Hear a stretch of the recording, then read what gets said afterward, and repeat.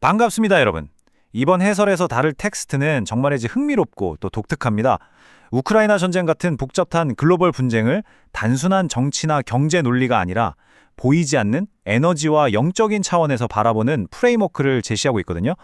뻔한 지정학적 분석이 아닙니다. 아주 새롭고 매력적인 관점이니까요. 끝까지 귀 기울여 주시면 좋겠습니다. 자, 시작해 볼까요? 원본 자료는 시작부터 아주 도발적인 질문을 툭 던집니다. 여러분, 인류의 역사를 쭉 돌아봤을 때 말이죠. 국가의 지도자들이나 사람들이 항상 합리적으로 행동한다고 확신할 수 있나요? 우리는 보통 세상이 뭔가 이성적이고 합리적인 이유로 굴러간다고 믿고 싶어 하잖아요. 하지만 이 자료는 바로 그 당연해 보이는 전제에 정면으로 의문을 제기합니다. 진짜 인간이 합리적일까? 하고 말이죠. 이 복잡한 형이상학적 세계관을 제대로 이해하기 위해 오늘 다룰 6가지 핵심 주제는 다음과 같습니다. 1. 합리성의 환상. 2. 보이지 않는 힘의 꼭두각시. 3. 혼돈의 강 항해하기. 4. 통제와 요행을 넘어서. 5. 반석 위에 서기. 그리고 마지막 6. 전쟁의 공간 거두기입니다. 자, 그럼 첫 번째, 합리성의 환상입니다. 자료에서는 우리가 세상을 대하는 방식을 고전 물리학의 관점과 비교하며 강하게 비판합니다. 세상이 톱니바퀴처럼 딱딱 맞아떨어지고 예측 가능한 기계라고 생각하는 그 방식 말이에요. 텍스트는 현실이 그런 불변의 법칙에 지배당하는 게 아니라고 말합니다. 오히려 자유의지가 엄청난 영향을 미치는 확률 기반의 역동적이고 혼돈스러운 양자적 현실이라는 거죠. 그러니까 우리는 정해진 대로 움직이는 체스 말이 아니라는 겁니다. 이어서 두 번째, 보이지 않는 힘의 꼭두각시입니다. 만약 세상이 합리적인 법칙으로 돌아가지 않는다면 대체 무엇이 이 엄청난 재앙들을 일으키는 걸까요? 이 텍스트는 아주 파격적인 주장을 합니다. 블라디미르 푸틴 같은 지도자들이 국익을 위해 철저히 계산된 행동을 하는 게 아니라는 거예요. 오히려 그들은 감정과 정신 영역에 숨어있는 어두운 세력에 조종당하는 꼭두각시에 불과하다고 묘사합니다. 보이지 않는 세력들이 지도자의 마음속에 그가 가장 듣고 싶어하는 환상을 그대로 투사하고 있다는 거죠. 더 놀라운 건 이 세력들의 진짜 목적입니다. 이들은 어떤 국가의 역사적 유산이나 미래 따위엔 전혀 관심이 없어요. 그들의 어젠다는 오직 지구에 끊임없는 혼돈을 만들고 사람들의 에너지를 빼앗고 신이 인간에게 자유의지를 준 것이 틀렸다는 걸 증명하는 겁니다. 철저하게 비합리적이죠. 사실 이면의 이런 목적을 이해하지 못하면 겉으로 드러난 전쟁의 원인은 절대 풀리지 않는 거대한 퍼즐과 같을 겁니다. 세 번째, 혼돈의 강 항해학입니다. 그럼 이런 조작되고 혼란스러운 세상에서 개인은 어떻게 해야 할까요? 여기서 아주 멋진 비유가 나옵니다. 우리가 보는 물리적 세계는 막 요동치며 소용돌이 치는 물살 같아요. 정신없이 돌아가죠.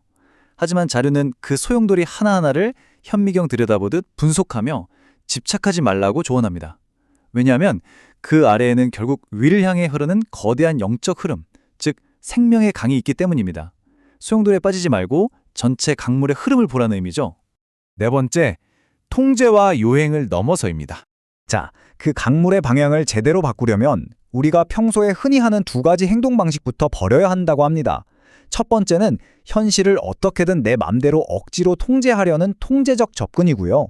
두 번째는 그냥 두 손 모으고 막연히 요행을 바라는 요행적 접근입니다.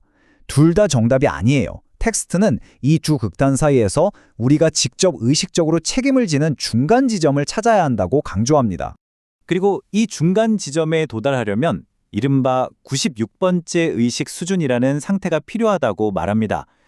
말이 조금 어려울 수 있는데 쉽게 말하면 내 안의 불안감을 없애려고 상황을 억지로 통제하려는 이기적인 마음을 완전히 버린 상태예요.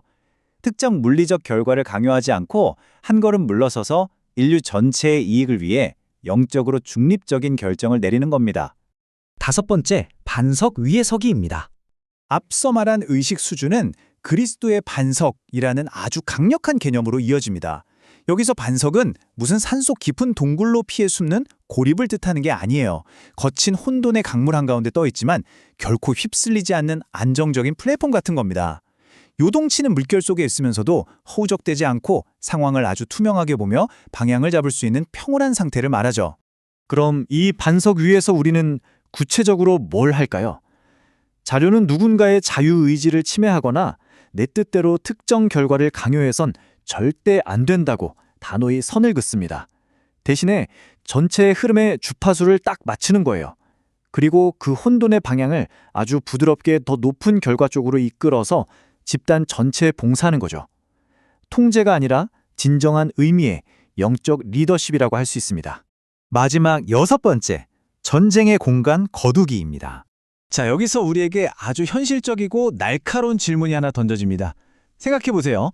여러분이 이 전쟁을 일으킨 것도 아니고 권력자를 힘으로 막을 수도 없잖아요.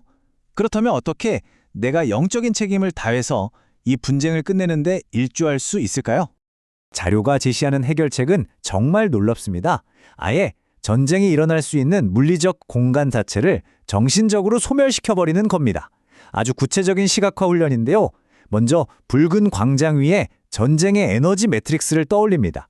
그리고 그걸 거대한 정신적 큐브 안에 꽉 가두는 거예요. 그 다음엔 그 큐브의 벽을 천천히 점진적으로 축소시켜서 마침내 전쟁을 위한 공간이 완벽하게 사라져버리는 걸 상상하는 겁니다. 이 과정은 그냥 머릿속 상상에서 끝나는 게 아닙니다. 아주 단호한 확언이 뒷받침되어야 해요. 우크라이나에서의 전쟁은 지구상에서 나에게 용납될 수 없다. 이 문장을 계속 되새기면서 보이지 않는 세력들이 조장하는 갈등을 내 영적 공간 안에는 절대 들이지 않겠다는 강력한 경계선을 긋는 겁니다. 결국 이 모든 과정의 핵심은 세상이 늘 부족하고 결핍되어 있다는 세력들의 서사를 정면으로 거부하는 데 있습니다. 대신에 나는 지구가 더 풍요로워지고 있음을 단호히 받아들인다고 끊임없이 선언해야 한다는 거죠. 우리가 의식적으로 더 나은 지구의 모습을 선택하고 현실로 끌어오는 겁니다. 이제 오늘 해설을 마무리하며 여러분께 마지막 질문을 던져보고 싶습니다. 만약 여러분이 내 자아의 욕심대로 이 세상을 억지로 통제하려는 시도를 진짜로 내려놓는다면 이 혼돈의 강물을 과연 어떤 방향으로 이끌게 될까요? 세상을 진정으로 바꾸는 힘은 억지스러운 통제가 아니라 올바른 방향을 향한 단단하고 의식적인 수용일지도 모릅니다. 오늘 살펴본 이 독특한 프레임워크가 여러분에게 깊은 영감과 생각할 거리를 던져주었기를 바랍니다. 함께 해주셔서 감사합니다.